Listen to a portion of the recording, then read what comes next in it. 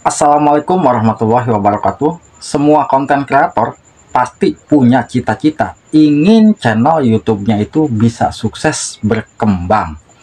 Ingat, perkembangan channel YouTube kita itu tidak dilihat dari seberapa banyak sih jumlah subscriber di channel kita, tetapi perkembangan channel YouTube kita dilihat dari video-video kita itu selalu mendapatkan rekomendasi dan selalu mendapatkan penonton-penonton yang betul-betul alami menyukai konten kita ya. Karena kalau betul-betul video tersebut sudah mendapatkan penonton alami, untuk masalah subscriber itu berdatangan dengan sendirinya. Maka dari itu, buat sahabatku yang baru main YouTube, kalau mau channelnya bisa sukses berkembang, coba praktekkan yang Abah bagikan kali ini ya. Yang pertama, di saat kita membuat channel YouTube, tentukan dulu brand di channel kita. Brand itu apa sih, Bah? Brand itu adalah ciri khas di channel kita ya. Mungkin kalau ciri khas itu ada 3 macam. Ciri khas di channel kita apa aja, Bah? Yang pertama di bagian banner ya. Mungkin kalau kita melihat di tampilan beranda channel YouTube kita kan di paling atas itu ada banner ya. Nah, inilah yang dinamakan banner. Banner ya. Banner YouTube kita itu harus sesuai. Misalkan sahabat semua tentang masak kontennya. Nah, di sini mungkin kita bisa isikan gambar kita atau foto kita sedang memasak, atau mungkin kita bisa tuliskan tutorial cara memasak. Nah, selain banner, tentunya di bagian foto profil ini ya, foto profil ya, mungkin sahabat semua, foto profil itu sebagian adalah ciri khas di channel kita. Dari tampilan warna, ataupun dari tampilan-tampilan wajah kita ya, itu sebagai ciri khas ya. Dan selain foto profil, tentunya nama channel YouTube kita. Nah, ketiga ini adalah ciri khas di channel kita ya. Kalau memang sudah menentukan ciri khas atau sudah mempunyai brand di channel kita, tentunya kita harus melakukan langkah yang kedua. Langkah yang kedua apa, Bah? Topik di channel kita itu harus bisa membawakan topik video yang betul-betul banyak dibutuhkan, banyak dicari, dan yang pasti video-video tersebut harus betul-betul berguna, sehingga di saat kita upload video mereka menyukai konten kita dan video-video kita akan banyak yang nge-share. Kalau mereka menyukai konten kita, itu kita tidak suruh pun mereka akan nge-share dengan sendirinya. Dari situ video-video kita akan selalu mendapatkan banyak penonton. Dan yang pasti, usahakan di saat kita membuat video kita harus betul-betul bisa memancing penonton untuk terus menonton sampai durasi yang bagus. Nah, di saat kita membuat konten, bujuklah penonton tersebut untuk tidak men-skip, dan usahakan tonton sampai habis. Dan yang pasti, cobalah berkomentar dengan komentar yang betul-betul sesuai dengan isi kontennya. Jangan sampai komentar yang negatif sehingga video kita sulit direkomendasikan. Nah, dan yang pasti, usahakan sahabat semua harus betul-betul sudah menata letak di bagian beranda YouTube kita itu ya. Kalau untuk settingan seperti ini, mungkin kita bisa masuk di bagian dashboard YouTube channel kita dan kita masuk ke penyesuaian channel. Nah, di sini ya, kalau memang sudah tampilan seperti ini, mungkin ini kan sebagian adalah beranda YouTube channel kita ya. Dan ciri khas juga ya, di bagian thumbnail itu harus sesuai. Thumbnail kita itu harus sesuai dari tampilan warna dan juga dari tampilan tulisan, itu harus sesuai. Nah, itu untuk yang kedua. Lalu untuk yang ketiga apa, Bah? Di sini, di saat kita tahu, karena YouTube itu adalah sosial media yang terbesar, jadi banyak konten kreator yang membahas konten apa saja di situ ada. Di saat kita membuat konten yang mungkin konten tersebut sudah banyak yang membahasnya, andai kata sahabat semua konten mancing, mungkin konten mancing bukan hanya 1-2 channel ya, bahkan jutaan channel yang membahas konten mancing.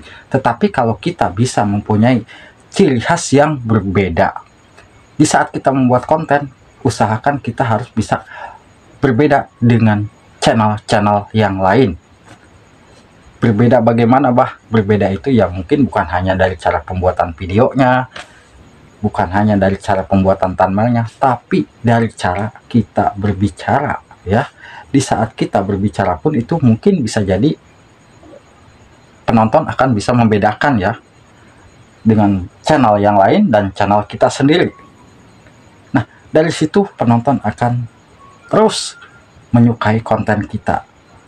Kalau memang konten kita sudah berbeda dengan yang lainnya, meskipun video tersebut memang sudah banyak yang upload, ya mereka akan menyukai konten kita. Apalagi kalau konten kita mungkin tentang tutorial misalkan.